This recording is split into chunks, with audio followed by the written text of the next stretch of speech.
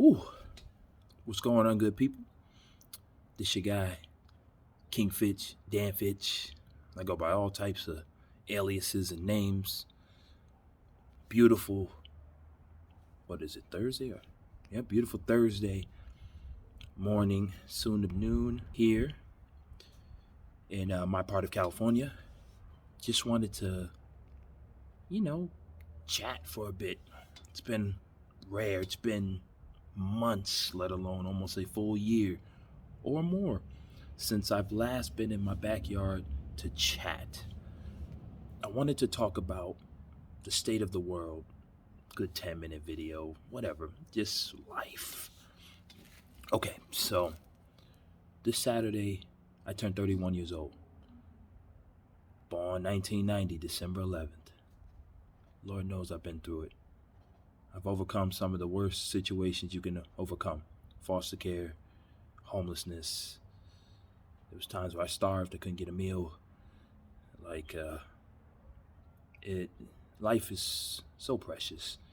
You can't compare yourself to other people's lives as far as what they're doing with their family, what they're doing with their work, things of that nature. You have to understand that it comes down to you and yours. But at the end of the day, you don't want to be selfish, but you want to be selfless. You want to give back to those in need, but you don't want to be taken advantage of at the same time. Both my father and I love my father so much. I love my mother as well, but we have a relationship that is no longer real. We no longer talk, and it breaks my heart, but life has to go on. I have to move forward, and I have. She's put me through a lot. She kind of was the factor that caused me to accelerate my move from New York City to this part of California. But I've been here 8 years, been here most of my 20s. Graduated, was finally able to get my associate's degree after years of hardships and situations kind of pushing me back from really staying focused. And that's me, it's other people around me, whatever, right? I was able to get my associate's degree. I've just worked different jobs, really didn't pursue the transfer route to get my bachelor's like I thought I would. But life is just mysterious like that. It's crazy like that. But at the end of the day, I'm very proud to say, I'm happily married. I've been with my wife 10 years, but we just got married during our 10-year anniversary back on August 11, 2021. And that's fine.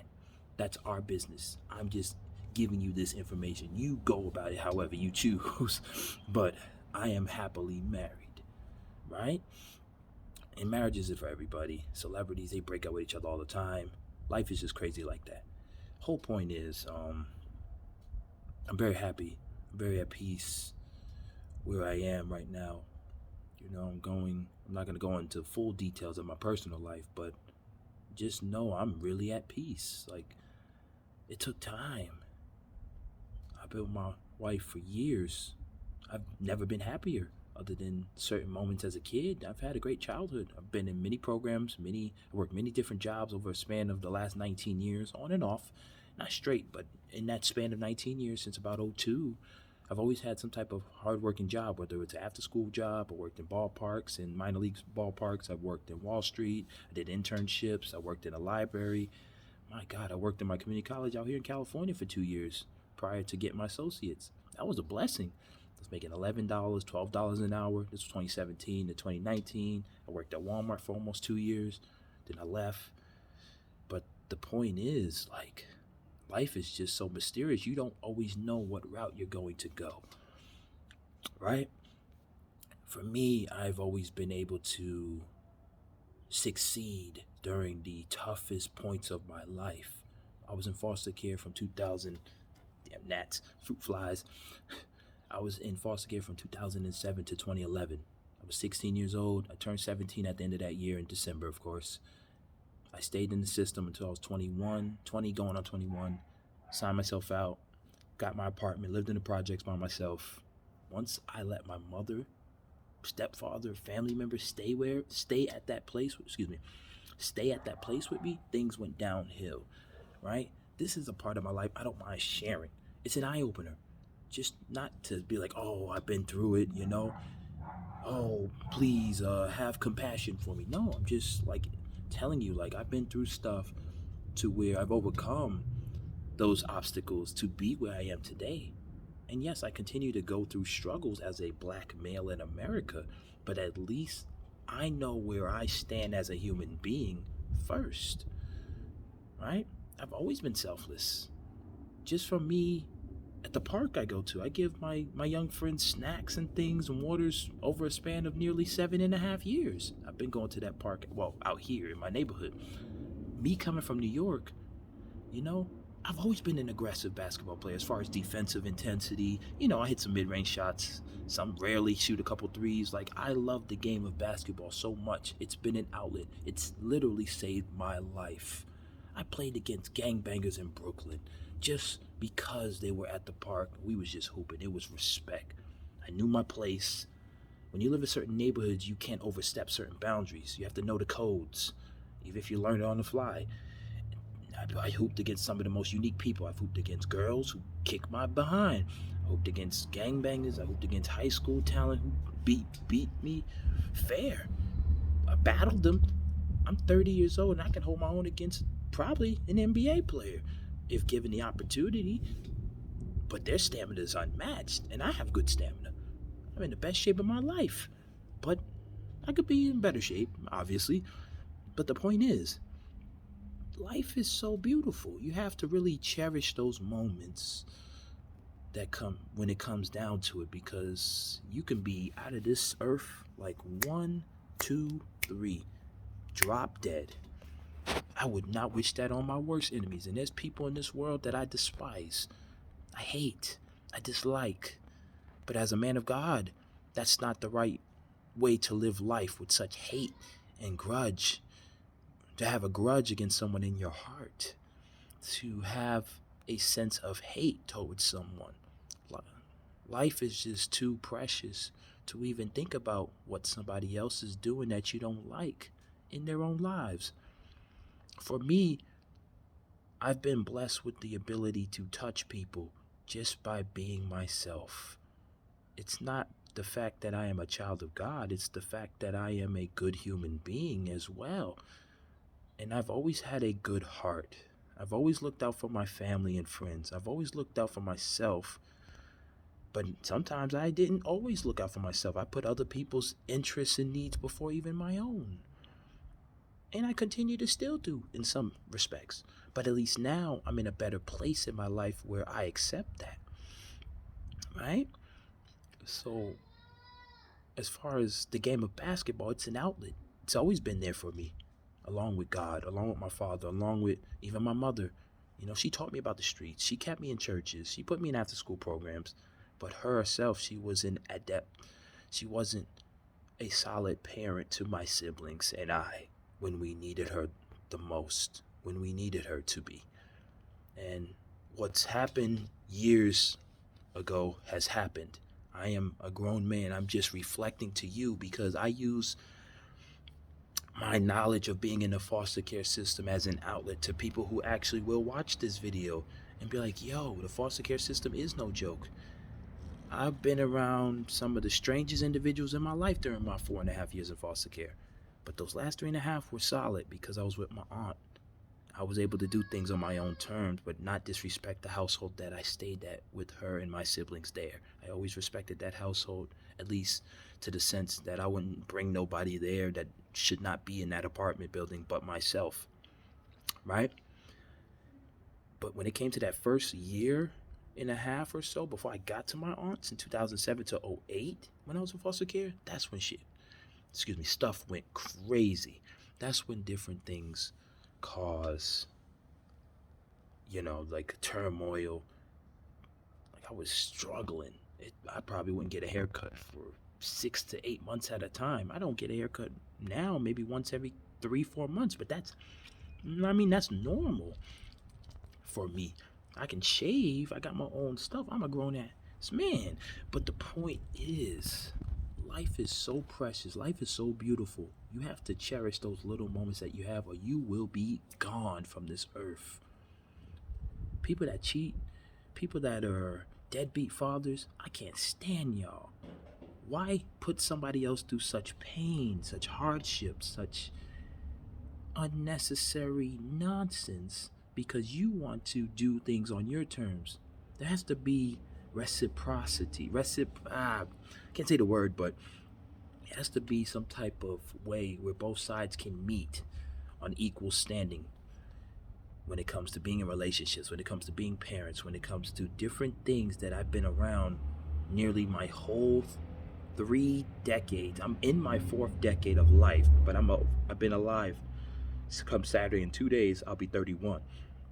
But I'm entering my 4th decade of life because I was born in 1990. I turned 10 in 2000. I turned 20 in 2010. I turned 30 last year, December 11th, during the pandemic year, globally, 2020. I am now in the 2020s. I am in my 4th decade. It's mind-boggling when I thought about it. It sounds crazy, something like Kyrie Irving or somebody smoking would say, oh, how are you 31 in your 4th decade? Because of the decade I was born. You get the point. But it's like, life is so... Sorry, this video is going to be a little more than 10 minutes. It's going to be maybe almost 15. Point is, appreciate your life. I'm doing great. Yeah, I'm definitely where I need to be. I'm going to continue to keep improving myself as a human being, improving myself as a husband, as a, step parent. I have other titles I won't announce on here for the sake of my own personal privacy, but just out of respect to those who know me, they know my other titles as far as being a family man and what they are. But I felt like, I was trying to call my pops, but I didn't reach him, so I came out here in the backyard, take some rare 32 shots. Did I shoot? Yeah, I shot 32 times. I was trying to get 24 makes, 15 feet in, a little bit less. My little basketball record, get some quick stats. Just one game, shot around. I was like, you know what, let me do a little backyard video. Take some time to upload on YouTube, wherever. And I'll delete off my phone, but it'll be on YouTube forever, even after I'm long gone. But the point is, as I like saying now, but the point is, life is so precious. Love those who love you. Appreciate those who appreciate you. Enjoy your life, because we are not going to be here. These are the last days. These times are very trying. There's so much evil going on in the world. There is good. There are those specks of greatness in people that want to help others, and they are not doing things by evil means. There are good people still left in this world. Just as many bad people that there are in this world, there are also as many great people in this world. You have to understand your place in this world. Tap into those abilities that you have been given to by God.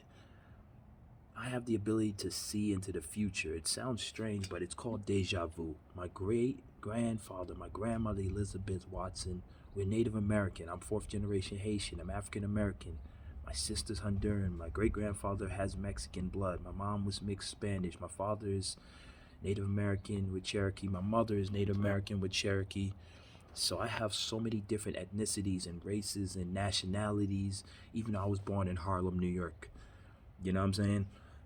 I have so many gifts and abilities. I'm very strong for 160 pounds. I can hold my own against a 250-pound guy and put him through hell on defense. Like, I don't mess around when it comes to my basketball tendencies, at least defensively.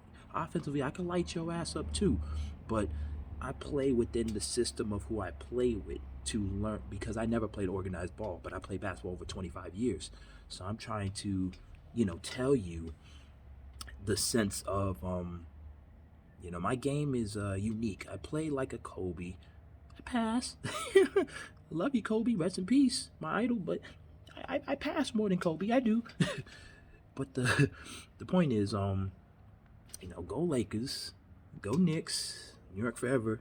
Terrible loss yesterday. Lakers got a good one tonight. I think they play Memphis. Yeah, they play Memphis. No John Morant, but Memphis is a competitive Western Conference team. They're trying to get within the top 8, so you ain't got to do the play-in tournament like last season or whatnot. So I'm definitely going to be rocking my Lakers gear today. Got my hat. I might switch up to like a winter beanie or something. Starting to get a little cool, a little chippy. Gotta help my family and friends in New York. They going through it. It's far worse. So I get it. But, yeah, man, these damn bugs just flying around. But yeah, okay, this is over 15 minutes now.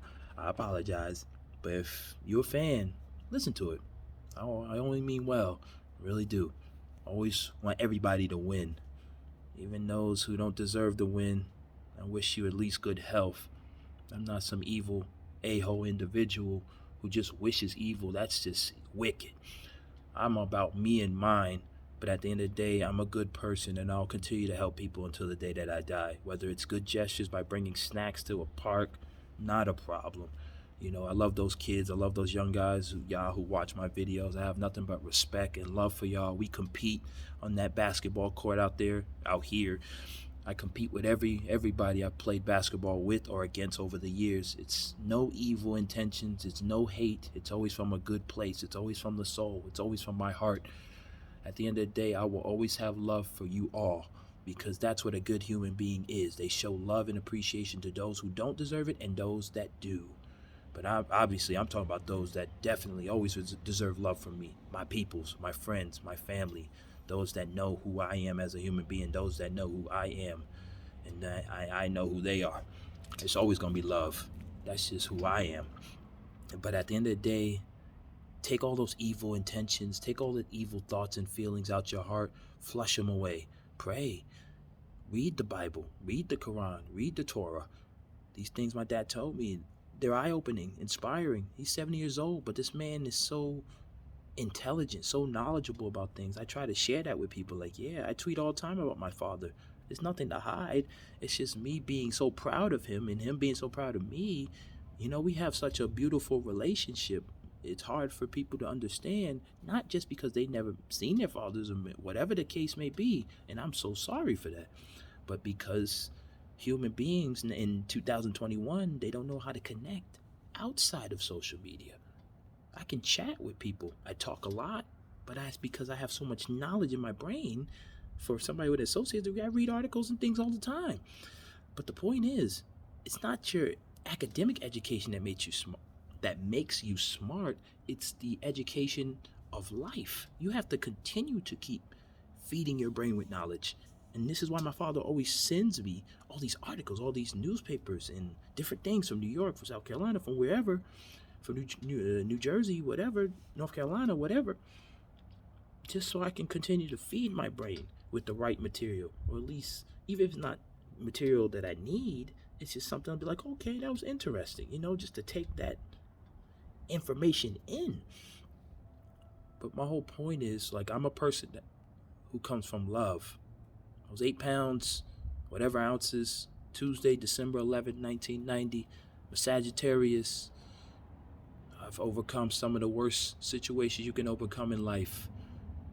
My mom being in abusive relationships, my mother dealing with drugs and alcoholism, foster care, almost 5 years into the early adult parts of my life, being not in the street necessarily, but we lived in shelters while we were trying to figure out where to live. That stuff is terrible.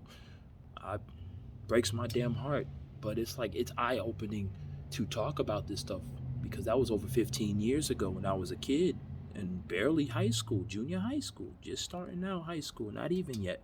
2005, if that. Living in Brooklyn and all these different places in New York City was not fun, but I made it work. I love New York, but I hate it at the same time. I come from there. I lived there 22 of my 31 years. But the point is, you gotta value life no matter where you are. And I'm gonna end this just slightly under 20 minutes. I'm gonna upload this because it's been a long time since I posted like a motivational video. I always call this the same thing, motivation, whatever. But yeah, I'll find a reasonable title for this video. But I want y'all to watch this if you got time. No worries if you can't. Send me a like, comment. Don't be negative. I will. If YouTube doesn't remove your comment, I sure as hell will. I don't play that. You know what I'm saying? People so negative nowadays on these social media platforms. I talk my mess on Twitter, sure, but they deserve it. It depends, right?